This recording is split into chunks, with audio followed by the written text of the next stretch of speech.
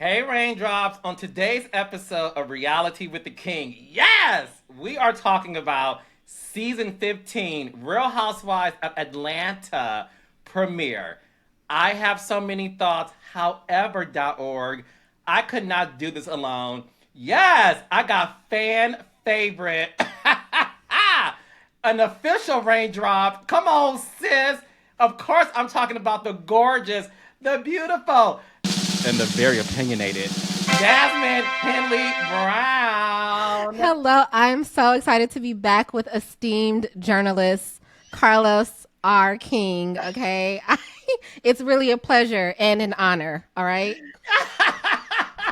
Don't do it, because the R stands for renowned, honey. Yeah. Jazz, we have so much to catch up on when it comes to the premiere episode. Now, look, Uh, before I get to the grade that I'm going to give it, so me and Jasmine are going to grade it at the end, okay? Last season premiere, I gave a B. I think Jasmine gave it a D, child. Who knows? But we got to talk about this premiere. Jasmine, I'm curious if you and I are going to agree, but I enjoyed it. okay, I'm very happy for you. Yes, I'm so glad. Like honestly, I love when people get enjoyment out of things. And so I'm happy for you. I don't. Not you're I don't. happy for me and my future endeavors. Exactly. Exactly, because I don't know that I enjoyed it. Yeah. I listen, Carlos. Like I said on Twitter, I'm going to stick beside these ladies because I've been watching them for so long. I've been rocking with them for so long. But I was watching the Real Housewives of Huntsville, honey. The Real Housewives of Martell, Love and Marriage, Atlanta. That's what I was watching. And Cause guess I what? That's probably why I enjoyed it. exactly. Listen, you, your guy was all up and through there. What did that lady say about her macaroni and cheese? All through the bitch. Martell, all through the bitch. Okay. The opening sequence was around Martell. I'm like, this is not the Real Housewife. Can Carlos, can you put in a good word for me? I want to be like a story editor. I want to. They need help. Why are we opening with that? Why are we up? Why was that the crux of this entire first episode? Go ahead, because you are the expert. I'm just a spectator, but I have many thoughts. I have many thoughts. This is so interesting. This is going to be a very fun episode because one thing about me and Jazz, because we are professionals, I did not call her to hear what she had to say. She did not call me. Mm-mm. You all raindrops are hearing this in real time. So this is so interesting. I enjoyed it. And now I'm thinking, did I enjoy it so much? Because Martell Holt, for those who don't know, Martell Holt is from the show I created for the Oprah Winfrey Network called Love and Marriage Huntsville. Okay? The show was, at one point in time,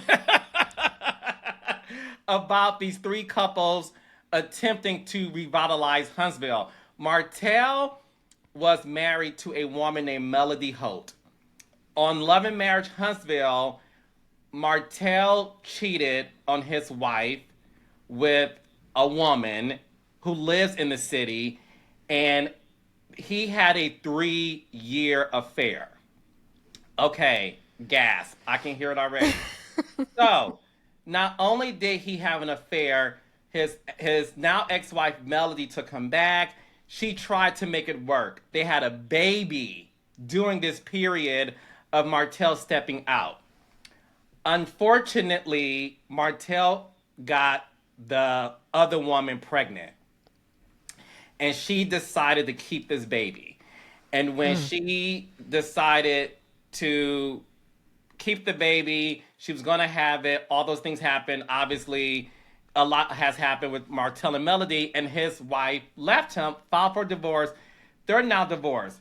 So Martell is now dating Sheree. The episode opens up with Martell hopping out of the SUV production paid for, and he wore In his Sunday's best. Martell was giving good old Creflo Dollar tease. And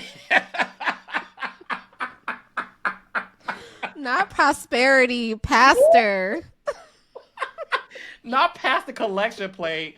Martell, as Jazmine said, was in his Sunday's best, looking like Creflo Dollar. He walks up to the chateau, and he and Sheree had this very pleasant exchange. Now, in the description, Sheree said they were set up by a mutual friend. Jazmine, do you think I was the mutual friend who set up Martell and Sheree? I did think that, but I remember when I found out about them and I texted you and I said, hey, this is what I heard. You said, oh, so X, Y, and Z, they quick. But you didn't allude to you being the one who connected them. So when she said it, I was like, oh, was it? But then I remembered that conversation that we did have. I'm like, oh, no, that's not the mutual friend that she's referring to. But was it? Inquiring minds would like to know. Okay, reality with the king exclusive. I am not the mutual friend. So Jazmine, this the gag. I found out they were dating through a mutual friend that we all know, right? That me, Sheree, and Martell know. I will never forget this. I was driving in my car, honey, down the highway, honey, bumping Blueprint. Hey, Skeleton. Come on, Jay-Z. No, the group Blueprint from the Oh, my God. Skeletons. Oh, my God. Oh, my gosh. Listen, girlies, I'm so sorry. Amazing group. I'm so sorry. All good. Listen, Blueprint, you think of Jay-Z, the iconic album. Yes. Exactly. Part 1, not 2. Okay, anyways, not shade. So, Jazz, I was driving down the highway, and this friend called me and said, long story short, Martell and Sheree are dating. True tea, I gagged so hard, I literally pulled over because I needed to remain focused. Mm-hmm. And then I just kept asking, like, is it serious? What's going on? He said to me, it's a guy, he said to me, like, yo, it's serious. You know me, Jazz, if you tell me a secret, I'm not going to tell nobody. I'm good at keeping secrets. Mm-hmm. 2 weeks later, I call Martell about something related to Huntsville, the show. He answers the phone and says, somebody wants to say hi to you. And I heard, hello. And bitch, it was Sheree Whitfield. And I said, excuse me? And that's how I got it confirmed that these two were seeing each other. Now, listen, I personally am not that curious, but if I know anything about Carlos King's audience, they are. Who was the mutual friend? Was it Marceau? Was it somebody else from Huntsville? Who was the mutual friend? It was not a cast member, but it is somebody in the industry. Okay, fair enough. Go ahead, journalist Jazz. Your name is esteemed journalist, okay? Yes, I'm gonna call you Jazz the journalist. Okay, so Jazz the journalist asked the right question. Sorry, Portia. Hey, Tamar. But Jazz the journalist is asking the right questions. It was somebody in the industry, but no cast member, and that's just what it is. So that's how I found out. Now, going back to the episode, to see Sheree giddy, I've known Sheree for 15 years. I've never seen Sheree so giddy. And I was pleasantly surprised to see the chemistry. So I am a believer that, look, do I think they're going to get married? My opinion, no. Okay. But I think they're both having good sex.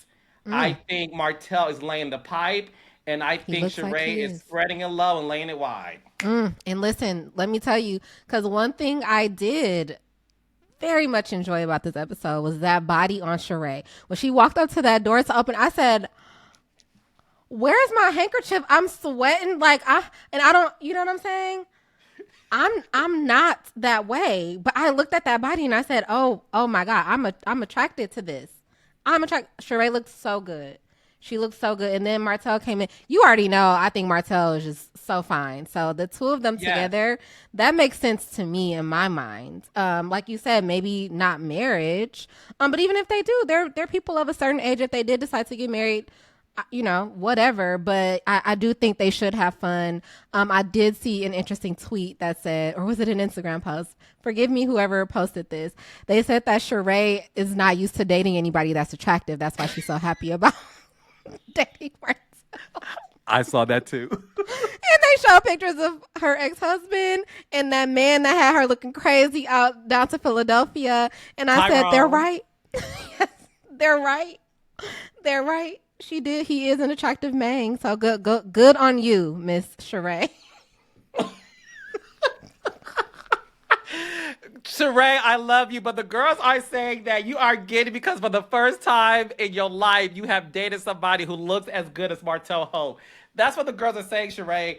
So it's clear that they have chemistry, but a lot of people are assuming this relationship is fake. So, Jazz, the journalist, this is the first time you got to see them in action, interacting. Do you think Sheree and Martell's relationship is real? I think that it's real in a sense of they are two people that want to have fun. Like he just got out of a very serious, like a marriage, like a lot of controversy surrounding how that marriage dissolved with, a mistress, another baby. I don't think he's looking for another wife right away. Sheree, we've seen her over the years kind of struggle in this department. So I don't know that she's looking for somebody to marry tomorrow either. So what it does look like to me is just two grown people who are having grown people fun. And I'm here for it. It seems real to me. Yeah, so Sheree, this is a courtesy of you finding you a hot man for the first time. Congratulations! Yay! Sheree got a man! Sheree's got a fine man at home. Well, he's not at home. He's down in Huntsville, but she's got a fine man that's willing to travel in the production approved vehicles up to Atlanta. So good on you, my girl. Cheers. Clink, clink. Cheers, Sheree. We are happy for you. And look, this really goes to show you, Jazz, which goes back to your earlier statement, because I want to get into that before we talk about the rest of the episode. Look, your boy, who you love, I love you. I think it's so interesting that at the end of the day, Jazmine, I really am the king of reality TV because anytime you have a Carlos King cast member on a show called Love and Marriage Huntsville open up the premiere episode of The Real Housewives of Atlanta, a show I produced for 8 years. I am that girl. Beyonce, I love you, track 1 on Renaissance, but bitch, we got to share that title. I'm that girl. It's okay. I had that title first, but I'll let you in. Look, no, let me not say that because I'm not trying to activate the beehive. I'm just playing, even though there is a post on my Instagram from 2016 where that was my caption. But anyway, neither here nor there. Yeah, she's always ahead of the curve. Anyway, I almost text you after. I almost text you like, oh, bitch, you're taking it. But I was like, you know what? I knew I was coming to talk to you. So I was like, we're going to talk about it because I know you're not going to not mention it. Let's mention it all, okay? Let's mention it all. I was watching it and I said, oh, Carlos is taking it. He's taking it. And I'm so glad that you are like, so, live in it, sit in it, bask in it. If that ain't a RuPaul word, I don't know what is, baby. I love you so much. Yes. Yes. Look, this is all fun, but I got to be honest with you, like I always am. Look, I think it's funny because you know how some people, who shall remain nameless, love to say Carlos is so obsessed with Housewives. He can't let that show go. He cast Monique Samuels from Housewives to launch DC Love and Marriage. Carlos is so obsessed with Bravo. Carlos. And what this premiere show to me is, I want that same energy for them. If y'all gonna get, I want that exact same energy. Jazmine just pointed out she thought she was watching The Real Housewives of Huntsville. Yes, and I do want to say, I don't know if I've said this on the podcast before, as your friend, right? I see when people say that, like I see comments, they love to jump in your comments. He needs to talk about something other than Bravo. And you do, which I find quite interesting that they conveniently forget that. But even if you didn't, right? Why would you not talk about something that's a part of your legacy? Like you were a huge part of that show. You were on that show in the most iconic years of the show. You were leading the ship during the golden years. Why would you not talk about something like that? And you have so much insight into it. So I think people really need to, they just try to use it as a dig towards you. And it's getting kind of old. Actually not kind of old, it's very old. It's stale. We need to let it go, girls. Like he's going to talk about it. And now he's going to talk about it even more because one of his cast members has now infiltrated the show and is all in the premiere of The Real Housewives of Atlanta. Like, let's keep talking about it because Martell, literally start to finish, it was about Martell and Sheree. That was it. And the reason why I enjoyed this premiere, and I'm going to say it, and listen, I'm going to keep it real. Martell saved the premiere. If it wasn't for... And this is when my producer had come in, because you said earlier, like, you're the expert. What do you think? When you have a premiere episode, you put so much real estate in making sure that premiere episode sings because it sets the tone for the season. You want people to come back, right? That's just what it is. This goes to show you that, and this is no shade, it is what it is. And we have, maybe 15 more episodes to go. It goes to show you that Martell was the only thing they had going on. That if it wasn't for Martell, nothing would be happening. This is no shade. And I'm going to be all the way real. Y'all could shade me. Y'all do it anyway. Just make sure you spell my name right. So, no one cares about what Candy and Todd going through because we've seen it. And that's no shade. We've seen it. It's nothing new. So you're not going to build too much real estate in Todd feeling like Candy isn't at home. I told that story when I was producing the show. It's nothing new, so you can't build the A story to be that. Sonya is a newbie. You can't build an A story on what she has going on because no one's going to care that much. Juiceadora was not in this episode, T for you, Jazmine, because she did not film for the first couple of weeks because she was trying to renegotiate her contract. Oh, I have that. So I have notes right here. You can't see them. They're off camera. I have notes. One of them is Where's Drew, even though historically I haven't cared. But I was like, where is she? Because her husband showed up. And I was like, that's odd. She was in a meeting with her lawyer trying to add more zeros to her contract, sis, after the comma and the decimal point. They better not have given it to her. Let's be BFFR, right? And I always say this. I don't say it as like I think Drew is a horrible person. I'm sure she's a lovely gal. She is. It's just what more do you think you're worth? Unless they were actually paying you in Trident layers for the previous seasons, there should have been no negotiation, especially not enough for you to not be in episode 1. Because if Ralph wouldn't have showed up, I wouldn't have noticed that you weren't there. And so... That is no shade. I only remember Drew because Ralph showed up. He showed up, and then I remembered, they're going through a divorce, and I was like, oh, is this around that time that started, right? I didn't know the timeline. So that's the only reason I was kind of like, oh yeah, Drew isn't here. Like, is this storyline about to play out already? But like to your point, and I think something that I was like, while I was watching it, which contributed to me not really enjoying it, is because I feel like they tried to hit us over the head too hard with the drama of Martell and Sheree and him possibly cheating on her and messing with people in Atlanta. And it's like in episode 1, these are my girls. I'm coming back. I want to see what each of them have like really been up to. You know what I'm saying? Like I want to get like extended scenes with kind of them and the other people in their lives. Like I don't want it out the gate. The opening teaser to be like a fight at a party over somebody who's not even, over Martell and Sheree. Like it felt too heavy-handed in that. And that's a part of the reason why I didn't really enjoy it. And even while I don't see it for Sonya, in that way, I think she's okay. her scenes, her reintroduction, like kind of showing the dynamic between her family, her planning Ross's birthday, that felt the most natural to me. And like I feel like I wish we would have seen that for all of the other girls. Also to your point with Candy, I was writing down when Candy's son was like calling her to help. That broke my heart, Candy. Look, you are a boss ass bitch. You worldwide, okay? We know, we get it.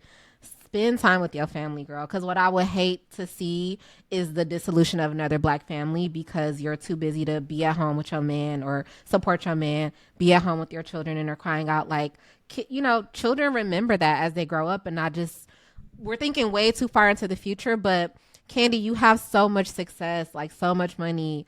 I think she can like take it down a couple of notches. And I really just hope that for her, really just as a woman, like I don't want to see her family torn apart because she's so ambitious. So, those are my two major notes. No, and I'm glad you brought that up because I wanted to do a deep dive into the working woman being the breadwinner, having to supplement this lifestyle that her family is accustomed to, right? To your point, listen, I don't know how much money she has in the bank. It's a lot. Is why Drew said I want Candy's money because clearly y'all got money to spend, and Drew said I ain't showing up unless I get some zeros after the common decimal point.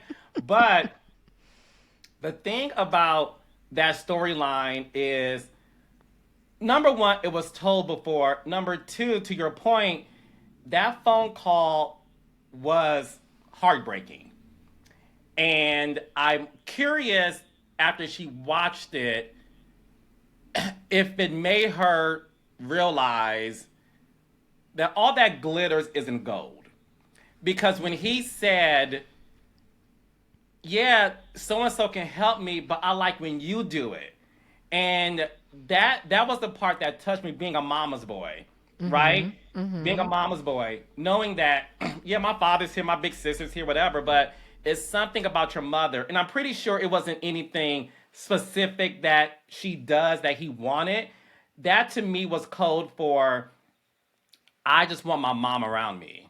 Like I want that. And that's why to me it's one of those things where I'm just curious about career women who are the breadwinner who have children. What advice would they give that situation? Because one thing about Oprah that she has said countless of times, and she said this. She said, I would not be who I am today if I was a mom. She said, I could not imagine having a child during this whirlwind of my global domination. And she said that's why when she got pregnant as a teenager by her uncle, which is sick, because he molested her. She said when she had a miscarriage, she took that as a sign that I'm not meant to be a mom. So it's one of those things where it's very challenging, but that moment honestly touched my spirit. Yeah, it touched mine too. It is that question of like, can women have it all? That's that's a conversation for somebody to have. And I think you're right. Other women who are in that same position as Candy, they're the breadwinner, they have children, they want to maintain their family life and their professional life. How challenging is that? And do you have to give up certain things in order for one to kind of become the priority? I don't know. But yeah, that scene, I was just like, oh. And then when she was saying like Todd, she was talking to Mayetta in Kenya, and she was like, Todd was trying to make her the problem. And I was like, maybe Todd is resentful now, like maybe that is what it is. Like people become resentful, and I don't have any insight into their relationship. And this is pure just speculation based on what we've seen on the show. But we've seen for years now him be very supportive of everything she wants to do, and like, get in where he fits in and all of that. And it's like, if this is one thing that he's just like, I really need you to like help me here, it does beg the question of why can't you make yourself more available to help him? Sad all around. No, it's really like you said, it's deep and it's emotional. So going into Marlo, now I wonder if you caught this because I caught it. They have toned down Marlo and said last year's premiere, Marlo was in 30 minutes of the 42-minute episode. And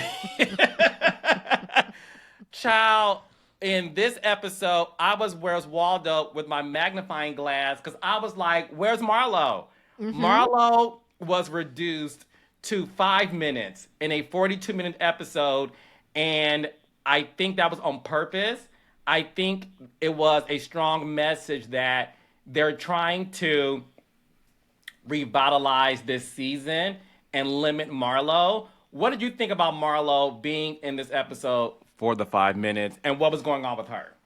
So it goes back to my point of what I said of I like seeing this side of them. In the first episode, we should see what they've been up to since the last time we saw them. Last season, it was a big point of contention with her kicking her nephews out. So then we come back here and we see them with the life coach and like she's really working through this relationship with her nephews. And we get an update that she hasn't heard from her sister. And so now this is a forever thing. These are her children now. And we are going to, based on what we saw, be able to see her navigate that very new normal for her. That's what I wanted to see. It was very short. I also said I would have liked to see extended scenes of like them doing their kind of their family life thing. But it was good to see because I do what you said, like last season, Marlo was she was a controversial figure, right? And a lot of people were torn on if she should even have been a housewife in the first place. And she's very brash and just like goes for the jugular. And so I thought, I didn't think they were toning her down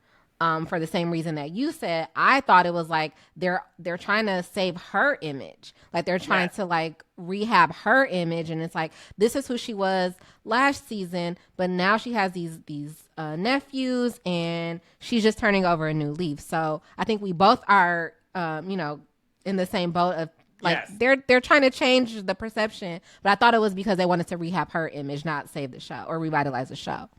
Yeah, I think, no, everything you're saying is true. I think it was a little bit of both. Like you said, we're saying the same thing.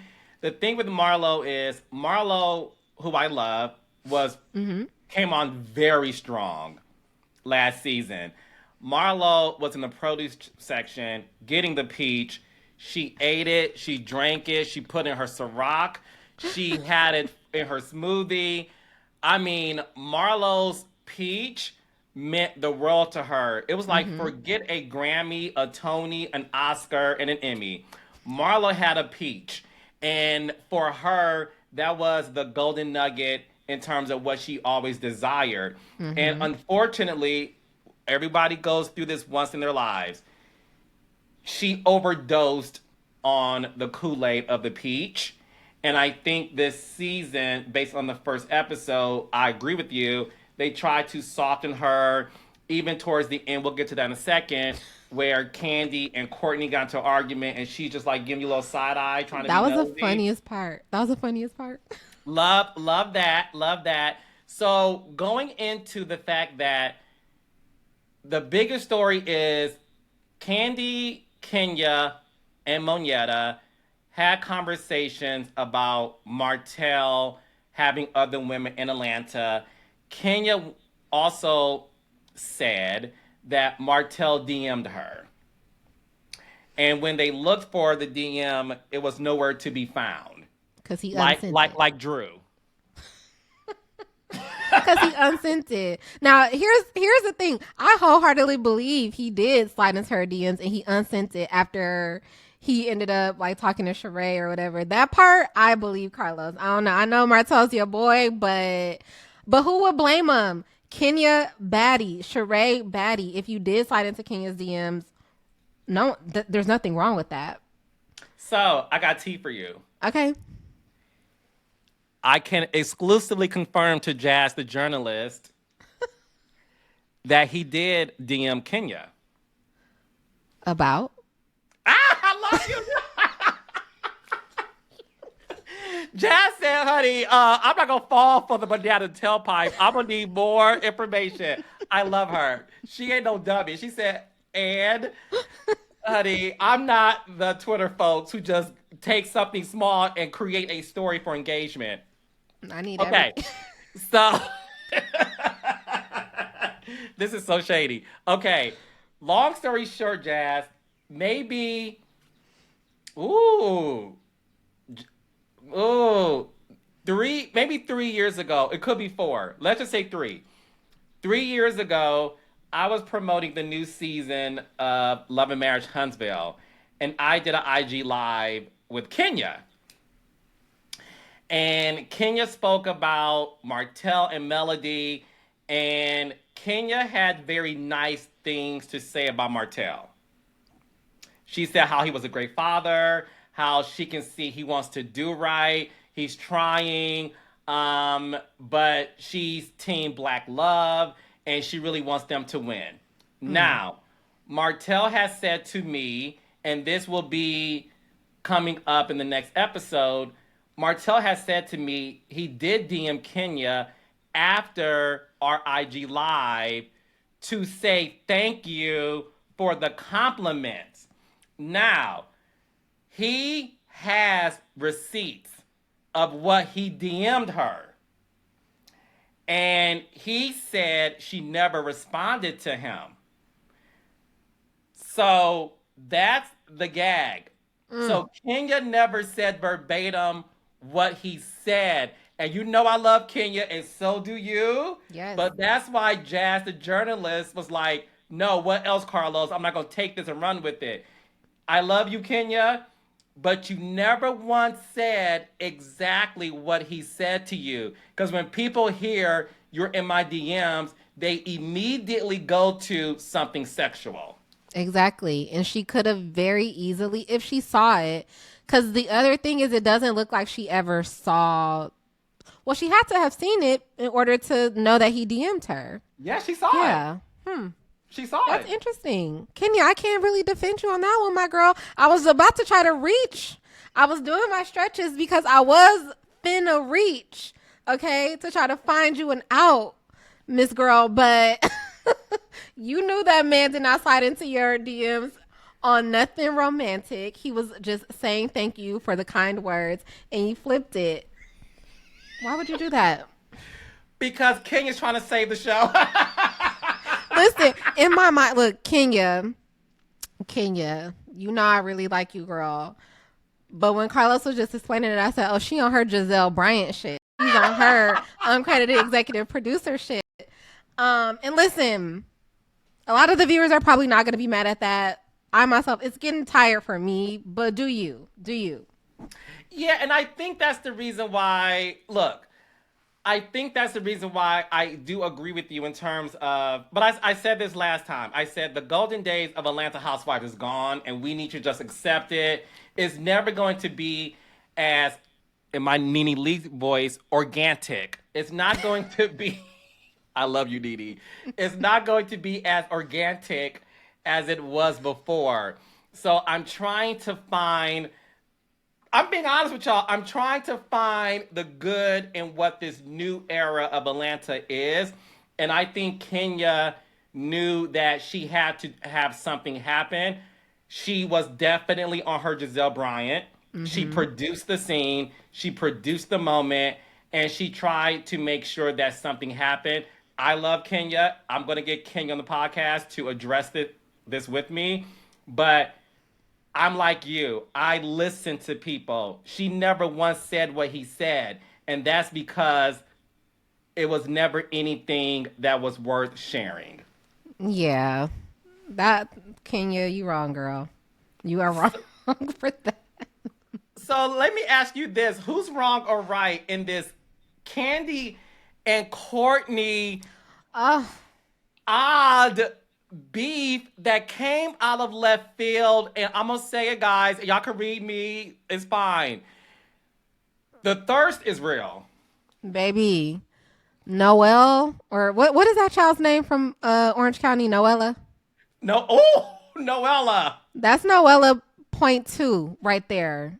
Like, why are you doing the most? Like that's my issue Listen, I'm about to stand on a soapbox real quick, okay? That's my issue with all these new girls that come on these established shows like Real Housewives of Atlanta, just the Real Housewives, period. They think they have to be like other personalities that we've seen in the past, so they just do too much. And it's just like, it's so off putting and like unwatchable and unlikable. Like, as soon as she walked in the door, I was like, beautiful gowns, very pretty girl. But it was the second that you just started, like, you're doing the most, Courtney. You're doing the most, and I'm not here for it. I'm going to jump off the soapbox now. I thought it was going to be a longer rant, but this is not my show. It's your show. Oh, What no, are your honey, thoughts? honey, I'm the reason. I mean, you're the reason why I have it. So no, continue, please. Go ahead. No, it's just that. It's just that. Like, she was doing a lot at Sheree's house. Like, she was, and you can see she was coming in kind of trying to produce something. So she was setting it up. Like, we did all these calls, all this, and that. Then she got to the party. And she was just very aggressive with Candy. And I didn't like that at all because it's just like, it doesn't matter how you two got acquainted. When Candy was like, look, we don't run in the same circles. Like, I wouldn't have known you. I wouldn't have remembered you. It seems like she got more offended because Candy is like, essentially, you're forgettable. We might have been around each other, but you're not a person that I would have remembered. Like, I seen this other girl in the picture that I knew. I did knew you. Like, it's done, but she was just so aggressive and like just doing too much. I didn't like it. It's a chop for me. Not in your Long Roach boys. Exactly. Look, Dad. Exactly. Dad, look.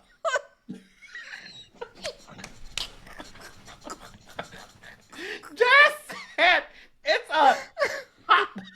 it's a chop for me. Okay, I'm going to address this because damn, Jazz. Okay, forget it. Let's go. Do it, please. Please, Yes, Carla. no. Don't hold back. Oh no! Oh, I can't. Even if I wanted to, I just can't.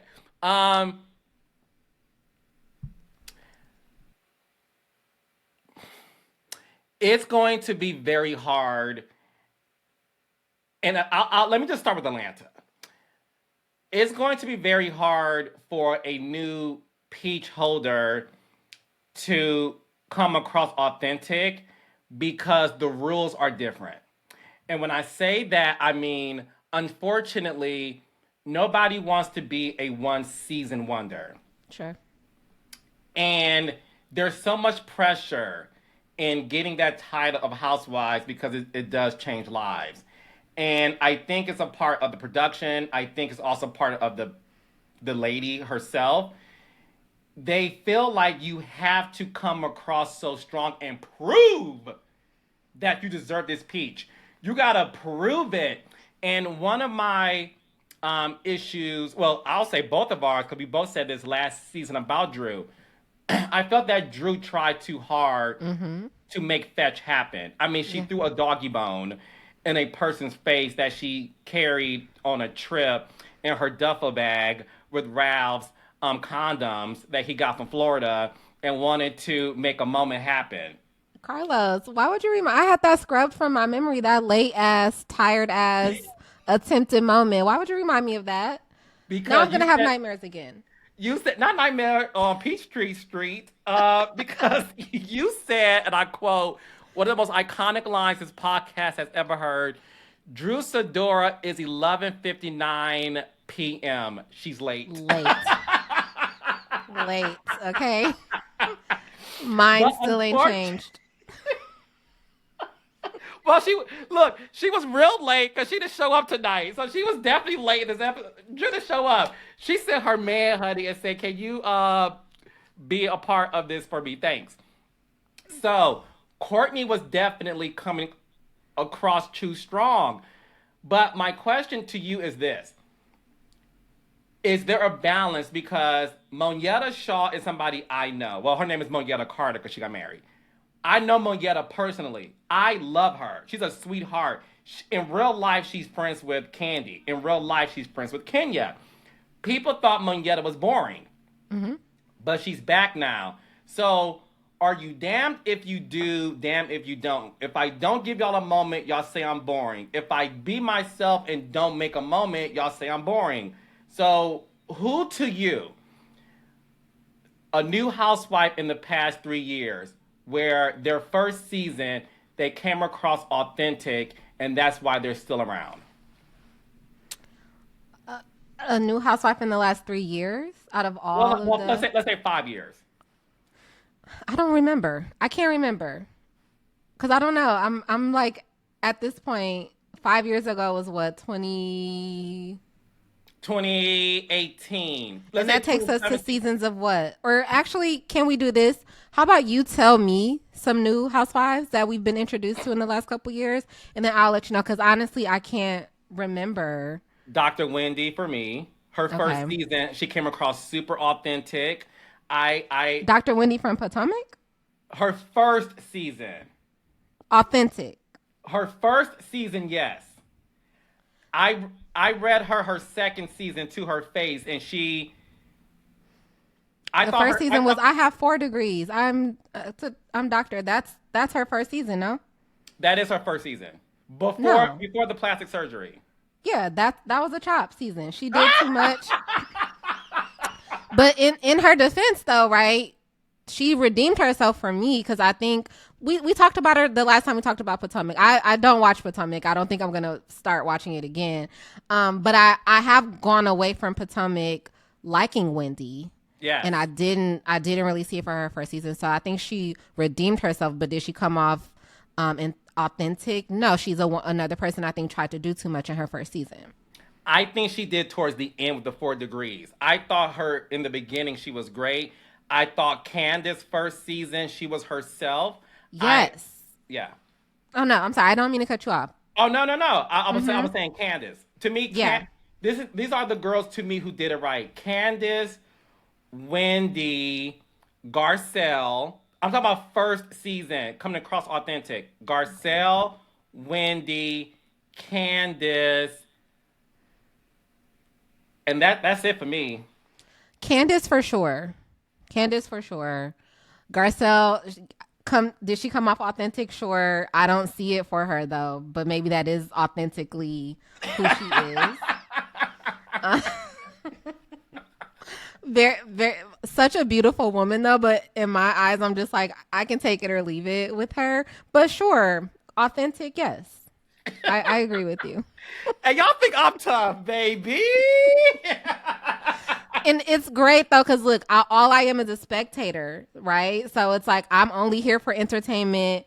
Either I like you or I don't, and we can have a whole nother conversation about how they try to Yeah, make her and I that know. other woman on there. But you know what I mean?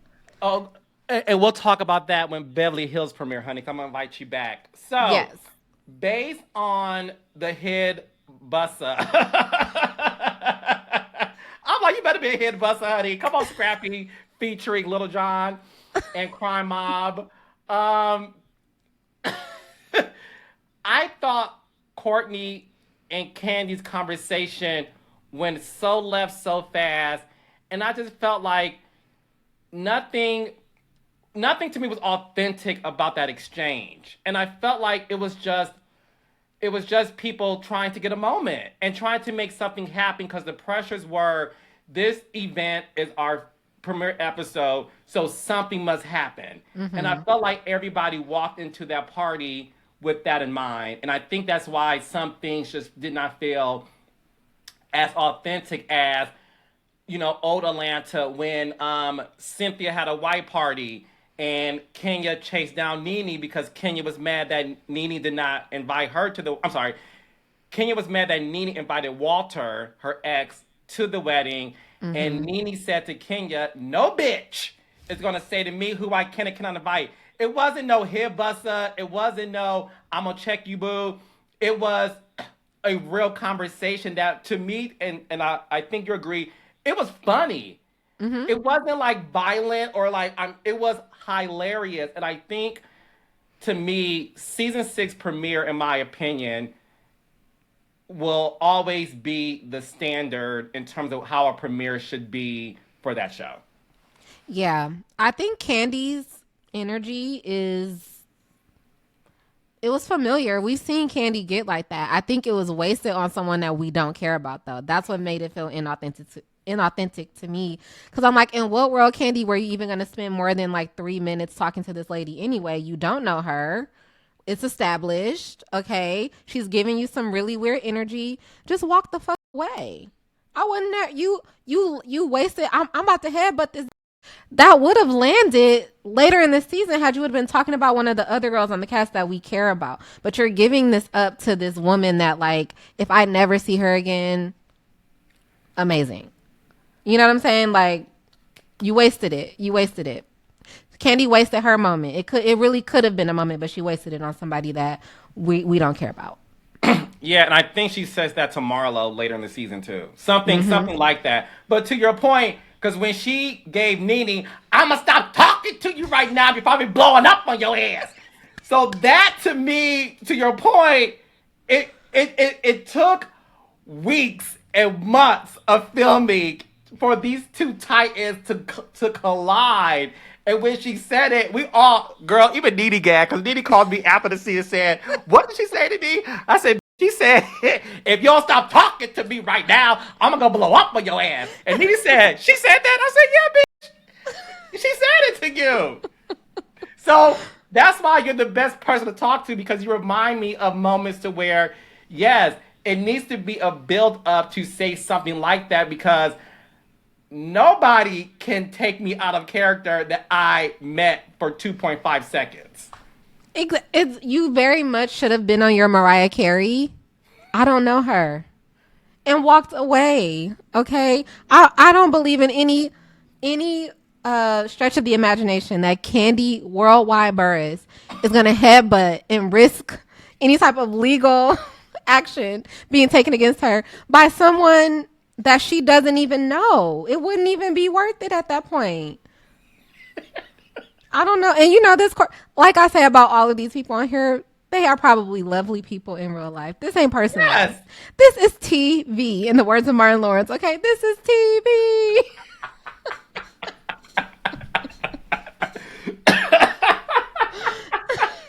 But everything you're saying is so true. So as we wrap things up, what grade does Jazz the journalist give the season 15 premiere of The Real Housewives of Atlanta?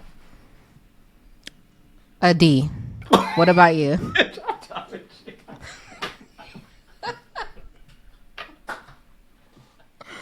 Carlos, look, Carlos, listen. The front, Jasmine, a D as in donkey. Yeah, as in donkey booty.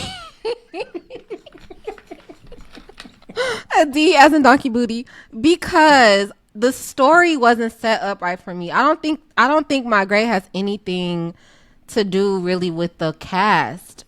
It's just a lot to do with the way that the story was set up for me. It doesn't make me want to, I don't look forward to this season, because I feel like based on the first episode, we're about to get a season where we're going to watch Candy's marriage like in a really bad place.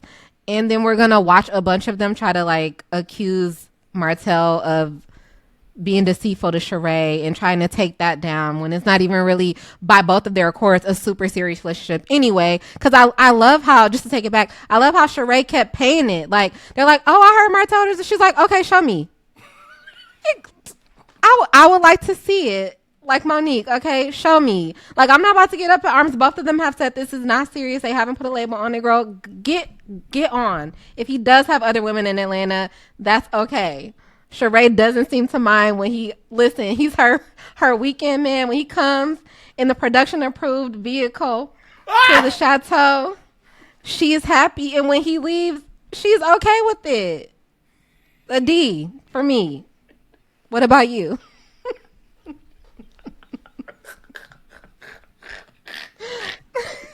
Okay. I love you all. I swear, No, I promise good. I love you. I love all of you. Good. This is good. Not Whitney Houston. I will always love you. I really would. Okay. Okay. No. So, me being all the way real, right? Based on my lens, like I said to y'all last season, my lens now is I have to look at this show differently and say it's a new era and look at it that way. Now I could be biased because Martell was all up in that thing and it gave me Huntsville tease. I'm gonna give it an A minus. An A minus, sweetie, sweetie. So look, I'm gonna tell you why. Okay. And hear me out. Hear me out. But I'm curious about if you agree with me before I let you go. I enjoyed that premiere more than the past 4 seasons of their premieres. I and that's why I'm like, look, if I have to look at this show now as Carlos, everything you've known and worked and built and helped build with others, of course, not just me, to make that show be number one at one point in time. Now look at it differently. If I had to grade it based on last season, I gave a B. I thought it was better than last season's premiere. I thought it was better than Child 13, 12. I thought like this premiere at least was better than the past 4 to me, maybe 5. I just can't think that far back. No shade. So that's why I give it an A minus for effort. That is such a generous grade that I don't believe you. I'm so sorry. I'm not trying to call out the king. You know I tell the truth, Jazz. An A minus? After hearing my explanation, After hearing your explanation, I definitely think you lying. What premiere was better than that one the past? Right. What premiere was better than that in the past 5 years? If my memory serves me correctly, I feel like I enjoyed a few moments from last season's premiere. Because last season we had Sheree coming back. Yeah. Kenya was doing Dancing with the Stars, so we Yes. saw her. I feel like I would rank that one higher than this one for me. It was too heavy-handed. It was just too heavy-handed. I see your point. It just felt like it just feels like they are like beating us over the head with like, this is the storyline. Like Martell is a cheater. Like, is all this tea out there about him. Like, we're going to take him down. Like Sheree, this is just another man in your life that's not a good man. And like, we're going to sprinkle a little bit of saying it with her family drama in there just a little bit. And then, you know, Marlo, we're getting a new Marlo. So we got 1950s housewife-esque Marlo about to show up, right? Not Lucille Ball. Candy and her husband, like, I feel like we're gonna beat this in the head now. Like Candy and her marriage is struggling because she wants to do too much, and her husband, like, it just felt so heavy-handed. And I'm like, I like to be eased into the drama. I know it's coming, I know, and that's why we watch it. But I like to be eased into it. Mm-hmm. Give me a couple episodes before you're like having Martell and Kenya arguing at a function. Give me a couple episodes. Because if they don't watch Love and Marriage Huntsville, they don't care about Martell either, right? Like, I'm watching from a different vantage point. I watched his show, so I know him, so I'm invested. But if you've never watched the show and you're just watching this, you're like, why is there so much energy given towards this man that we don't really know much about? It's too heavy-handed. Ooh, okay. Great job on the witness stand. You should listen. Not Jazz the journalist, honey. Jazz the attorney, honey. Come on, Esquire. That was okay. So Raindrops, I need to know, whose side are you on? And look, guys, it's okay if you're not on my side. I totally get it. Totally understand it. Child, and you know how I feel too. But let us know what grade you all give the season 15 premiere of The Real Housewives of Atlanta. Do you agree with Jazz, the journalist / Esquire, or do you believe and agree with the king? Let us know in the comments. Hit us up and hashtag reality with the king. Jazmine, I could not think of a better person to have done this with. I love talking to you because you actually challenge me and you disagree with me, and it makes for good fodder because you now got me thinking, like, was I generous, or admittedly, because I admitted it, am I biased because Martell is on my show and I was here for Martell? Without Martell, that premiere would have been a snooze balloons. So I'm biased, and I'm going to admit that because to your point, know Martell. I gave him a show, and now to see him a part of my old show, it was all this nostalgia happened. So there you go. Yes. Well, look, I'm always happy to be here. This is such a good conversation. I love talking to you. So whenever you need me, baby, you call. Don't I always? Yes. All right, Raindrops, show Jazz some love, and you will see us soon.